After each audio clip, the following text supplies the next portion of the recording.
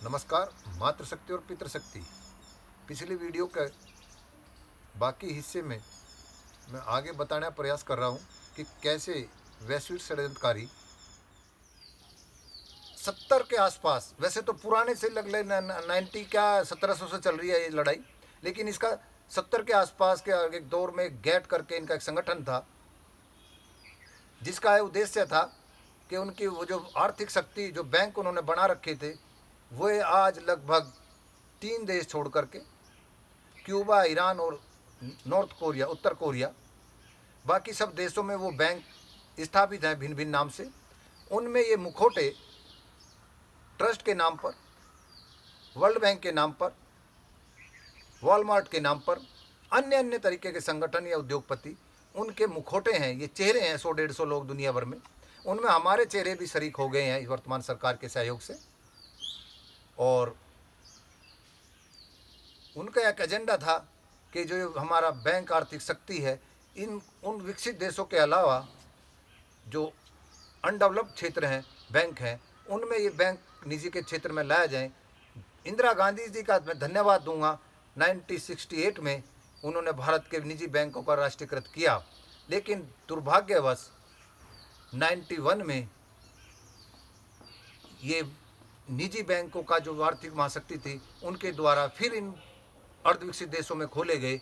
और उसका परिणाम आपके सामने है कि उनका ये पर्पज़ था कि देश, जितने भी देश ऐसे हैं उनमें इस भोग की नई नई जो खोज हम कर रहे हैं, नई नई प्रकृति से विरुद्ध जो हमने याद किए खाने के और पहनने के और भोगने की वस्तु, उनको देने के लिए बैंक से उधार की व्यवस्था चलाने के लिए अपने वहाँ बैंक खोले जाएं। उन सरकारों को इस नीति में लाया जाए और उस नीति के तहत 1991 में काफ़ी देशों में ये बैंक खुले।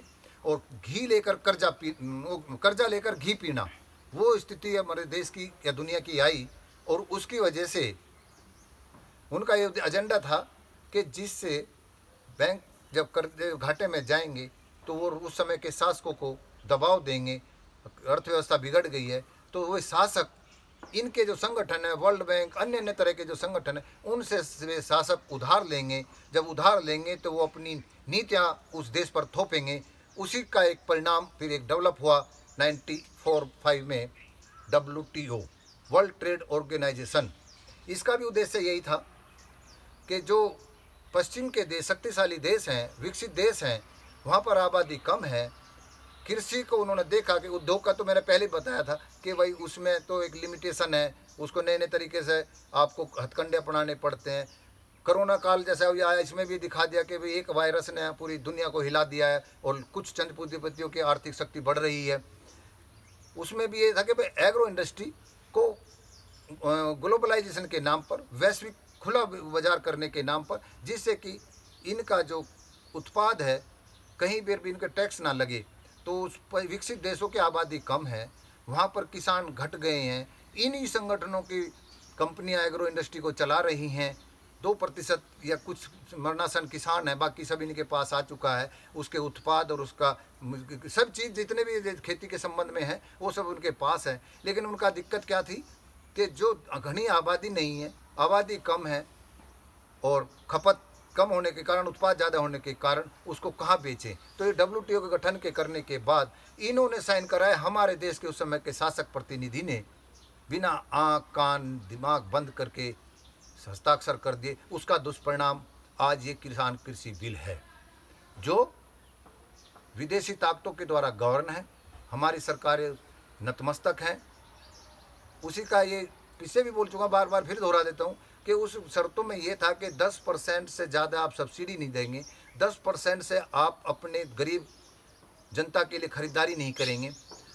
तो जब और यहाँ पर असंतुलित विकास हो रहा है, मतलब उत्पाद हो रहा है, वहाँ पर संतुलित भी है, व्यवस्थित भी है, खपत कम है, उसको कहीं भी ले बेच कर लिए रास्ता खोलना जिस पर टैक्स ना लगे। उदाहरण के तौर पर हमारे यहाँ जो गाड़ियाँ आती हैं विदेश से या जो उसके असेंबल पार्ट आ रहे हैं, उनकी 100% उस पर सब्सिडीज है। जो गाड़ी यहाँ 25 लाख की, वहाँ 25 लाख की, वो यहाँ 50 लाख की हो जाती है। उसको तो NGT के नाम पर इन्होंने मजबूर कर दिया। लेकिन खाद्य वस्तु को टैक्स फ्री कर रहे हैं ये पूरी दुनिया में। तो इससे अंदाजा लग लिया वहाँ पर अधिक उत्पाद है, यहाँ पर असंतुलित अधिक उत्पाद है। तो हमारे इस कानून किसानों को कैसे अधिक मूल्य दे देंगी ये सरकार के व्यापारी या सरकार जिनके सुपुर्द हमें कर रहे हैं। तो ये सब एक खुला षड्यंत्र है। उपभोक्ताओं का भी भारी भरकम लूट मचेगी, इस दृष्टिकोण से ये सब चल रहे हैं। तो ये बैंक का खुलना, WTO का गठन होना, एग्रो इंडस्ट्री पर कब्जा करना, अब एक वायरस ने पूरी दुनिया हिला दी। जब ये देख लिया कि वायरस के कारण कितनी तड़प रहे हैं, जब भोजन को कंट्रोल कर लेंगे, जो चौधरी राकेश टिकैत बोलते हैं कि ये भोजन को तिजोरी में ले जा रहे हैं, तो आप इस अंदाजा लगा लिए कि जब हमारे यहाँ पर भंडारण पर प्रतिबंध होने के बाद भी कालाबाजारी होती थी, जब ये खुला हो जाएगा तो ये कैसे वफादार हो जाएंगे जनता के। जब जीवन मरण की अवस्था में ये यहाँ पर भी कालाबाजारी हो रही है, 10 रुपये का इंजेक्शन 30-30 हज़ार 50-50 हज़ार का बिक रहा है, ऑक्सीजन मिल नहीं रही है, तो ऐसी ये अवस्था भोजन की भी करेंगे वैश्विक स्तर पर मिल करके। तो मेरा तात्पर्य इतना मात्र था कहने का कि ये सब पूंजीपति किसी के सगे नहीं होते हैं, ये केवल जनता की धर्म के क्षेत्र के भाव लेकर के भड़का करके उच्चतम में पहुंच करके फिर वैश्विक स्तर पर अपने आप को इकट्ठा कर लेते हैं। जैसे आज के राजनेता हमारे, हम जनता में आपस में कोलकाता में 5 मर गए हैं, बंगाल में नेता फिर भी एक है, शाम को बैठ कर दारू पीते हैं, सब गलबलियाँ करते हैं, रिश्तेदारियाँ करते हैं, समर्थक आपस में गाली गलौज करते हैं। तो मेरा उन लोगों से भी जरा अनुरोध है कि जो भी किसी भी व्हाट्सएप पे कोई विरोधी या समर्थक बात करता है, आप उसका तर्क के साथ, सभ्यता के साथ जवाब दें। द्वेष भाव में, गाली गलौच में कोई बात का प्रदर्शन ना करें। तो मेरा विशेष अनुरोध है उन लोगों से, जरा धैर्य यही कहते हैं कि धैर्य रखोगे तो आप पराक्रमी भी बनोगे, साहसी भी बनोगे, त्यागी भी बनोगे, निडर भी बनोगे, परोपकारी भी बनोगे, पुरुषार्थी भी बनोगे।